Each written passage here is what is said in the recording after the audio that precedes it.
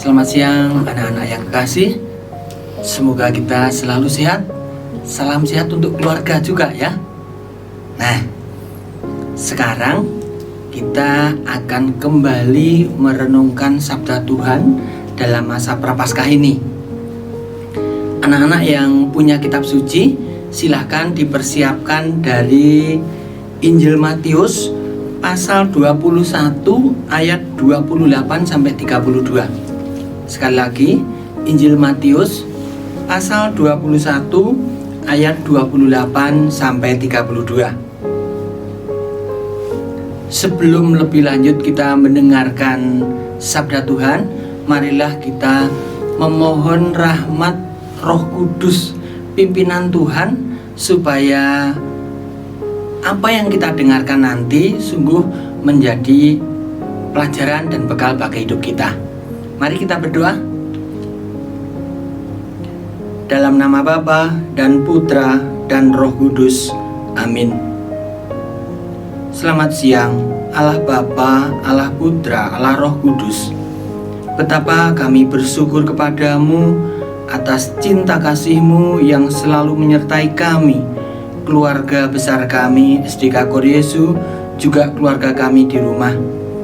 Tuhan, sebentar lagi kami akan mendengarkan sabda-Mu.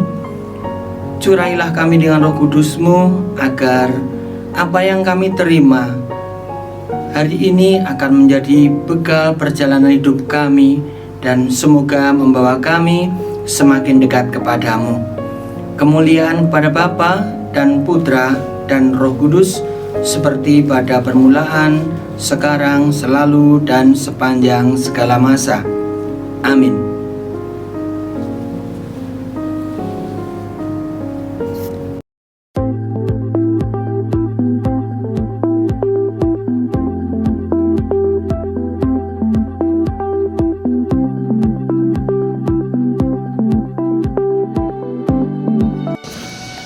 Perumpamaan tentang dua orang anak. Tetapi, apakah pendapatmu tentang ini? Seorang mempunyai dua anak laki-laki. Ia pergi kepada anak yang sulung dan berkata, "Anakku, pergi dan bekerjalah hari ini dalam kebun anggur." Jawab anak itu, "Baik, Bapa," tetapi ia tidak pergi. Lalu orang itu pergi kepada anak yang kedua dan berkata demikian juga. Dan anak itu menjawab, "Aku tidak mau." Tetapi kemudian ia menyesal, lalu pergi juga.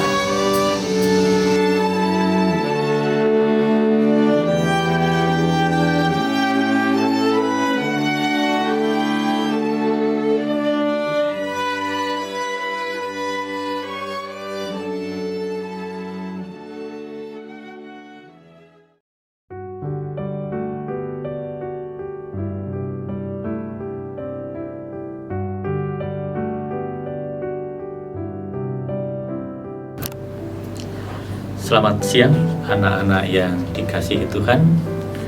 Selamat berjumpa kembali dalam permenungan masa Prapaskah kita. Khususnya pada masa ini kita diajak untuk kembali melihat sejauh mana kepedulian kita kepada sesama kita di sekitar kita. Anak-anak yang dikasihi Tuhan, setelah kita mendengarkan sabda Tuhan hari ini yang kita ambil dari Matius tentang perumpamaan dua orang anak, di situ digambarkan seorang ayah yang mempunyai dua orang anak dan kemudian orang tua meminta sang kakak untuk membantunya. Kemudian sang kakak mengatakan, "Oh iya, baik ayah, nanti akan saya bantu." Tapi kenyataannya sang kakak tidak melakukan apa yang ia buat atau yang ia ucapkan. Ketika sang ayah bertemu dengan adiknya, sang ayah juga meminta bantuannya. Sang adik katakan, "Aduh, gak mau ayah, saya mau bermain dulu." Tapi kemudian muncul rasa penyesalan dalam dirinya, dan kemudian dia malah melakukan apa yang diminta oleh orang tuanya. Gambaran dari kitab suci ini tadi adalah gambaran kehidupan kita sehari-hari, di mana ketika orang tua kita, ayah atau mama atau ibu, bapak ya, meminta kita bantuan tenaga kita, seringkali kita mengatakan, "Sebentar mah, sebentar pak, sebentar lagi, sebentar dan sebentar, tetapi tetap tidak kita lakukan. Seringkali kita buat seperti itu. Kalau yang kedua, ya mungkin ada 1-2 anak yang masih melakukan seperti itu, tapi rata-rata dari kita lebih mengatakan sebentar, tetapi kita tetap tidak melakukannya. Nah, pada masa-masa ini, dalam pertemuan Prapaskah yang pertama, minggu pertama, kita diajak untuk bertobat. Pertobatannya dibuat dalam bentuk apa? Pertobatan dibuat dalam bentuk, kemarin dilihatkan dengan kita diajak membuat kotak kolektor, ya, kotak kolektor yang indah. Kemudian setiap hari kita masukkan uang jajan kita, ya, 1.000, 2.000 atau 5.000 kita kumpulkan. Kemudian pada minggu kedua kita diajak untuk berbelas kasih. terhadap apa yang sudah kita kumpulkan. Ya. Dan saat ini kita diajak untuk membuat niat baik. Niat baik apa yang akan kita lakukan? Anak-anak yang dikasihi Tuhan, seperti halnya sang kakak tadi, kakak udah punya niat baik, tetapi kenyataannya niat baik itu tidak ia lakukan.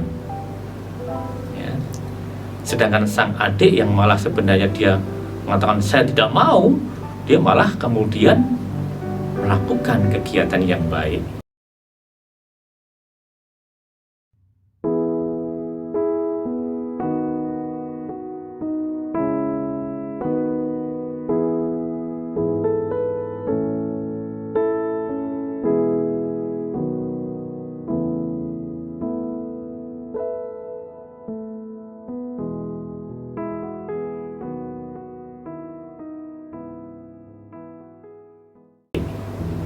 Nah, sekarang sebagai bahan refleksi kita, Bapak di sini meminta kalian anak-anak untuk membuat niat-niat baik apa yang bisa kalian buat.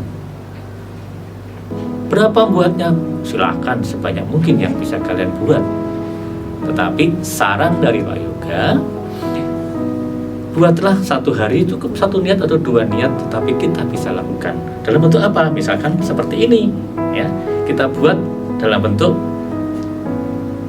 kita potong kertas, misalkan ini dalam bentuk hati, ya, atau bisa juga dalam bentuk kotak, ya, bisa juga dalam bentuk segitiga, ya ini kecil ya. Tapi nanti di situ dituliskan niat baik apa yang akan saya lakukan di esok hari. Ya. Kalau misalkan kita buat di sini, ya kita tempel di sini. Ini untuk misalkan untuk besok tanggal 20 misalkan. Tanggal 20 saya punya niat baik mencuci piring setelah makan, ya, tanggal 20 di sini. Kemudian di bawahnya tuh bisa saya sudah melakukan atau belum. Malamnya kita refleksi lagi. Oh, saya sudah melakukan niat baik saya, terima kasih Tuhan, ya kita akan ucapkan seperti itu. Kemudian, oh saya belum bisa melakukan niat baik saya, kenapa kok saya belum bisa melakukan niat baik saya, ditulis di sini juga, ya. Jadi cukup satu dua gini ya, saat yang atasnya adalah bagian niat baiknya, yang bawahnya niat itu saya lakukan atau tidak. Kalau tidak saya lakukan, kenapa kok saya belum bisa melakukan itu. Ini untuk hari Sabtu tanggal 20 misalkan. Nah, untuk hari Minggunya kita buat lagi seperti ini. Satu niat baik, bawahnya refleksinya di malam hari. Nah, kapan kita menulis niat baiknya? Kita menulis niat baiknya pada saat malam hari. Sebelum kita tidur, kita berdoa pada Tuhan. Tuhan, saya mempunyai niat baik besok apa? Kita persembahkan pada Tuhan. Kita mohon semoga kita bisa melakukan niat-niat itu. Nah, itu anak-anak tugas refleksi yang akan dibuat, ya, setelah kita mendengarkan apa yang dikehendaki Tuhan. Seperti tadi, kita harapannya adalah bahwa kita punya niat baik, tapi juga kita lakukan. Jangan sampai kemudian kita berkata seperti halnya si kakak tadi, mengatakan, iya ayah, saya akan membantu, tetapi kita tetap tidak membantu karena kita mungkin masih main game, masih main YouTubean, ya, sehingga kita akhirnya lupa dengan niat apa yang kita lakukan. Atau mungkin tadi katakan yang mau membantu orang tua, yaitu anak-anak yang kasih. Semoga niat-niat baik kita, ya, kita persembahkan kepada Tuhan sebagai ungkapan syukur kita bahwa kita peduli kepada orang-orang di sekitar kita. Semakin kita beriman, semakin kita solidaritas, semakin kita solider dengan orang di sekitar kita, terutama keluarga, kakak, adik, dan lain-lain yang ada di sekitar kita.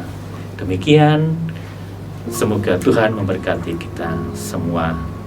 Amin.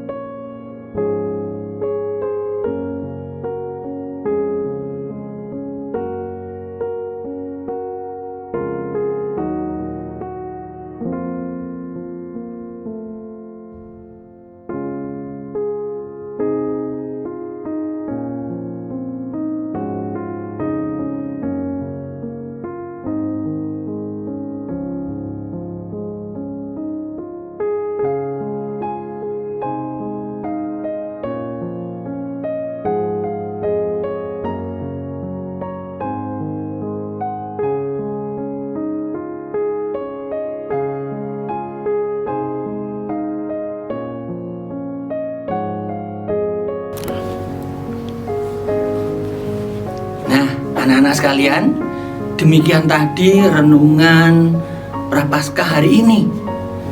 Mari kita wujudkan niat kita dalam kehidupan sehari-hari, ya. Maka supaya niat kita semakin diberkati oleh Tuhan, semakin diberi rahmat oleh Tuhan, mari kita tutup renungan hari ini dengan berdoa. Sikap berdoa. Allah yang Maha Kasih, terima kasih atas sabda-Mu yang Kau berikan kepada kami. Kami yakin dan percaya Engkau sendiri yang akan menanamkan dalam hati kami masing-masing, sehingga firman-Mu bukan hanya kami dengarkan, tapi sungguh kami laksanakan dalam hidup sehari-hari. Terlebih dari itu ya Tuhan, kami perserahkan kepadamu niat-niat yang sudah kami tulis, yang sudah kami rencanakan. Kami serahkan kepadamu, biarlah Engkau sendiri yang akan membimbing dan memberkati kami dalam menjalani hidup ini. Namamu kami puji, kini dan sepanjang masa. Amin. Santa Angela, doakanlah kami. Santa Ursula, doakanlah kami. Hati Kudus Yesus, jadikanlah hati kami seperti hati-Mu. Amin. Dalam nama Bapa dan Putra dan Roh Kudus. Amin. Terima kasih. Tuhan memberkati.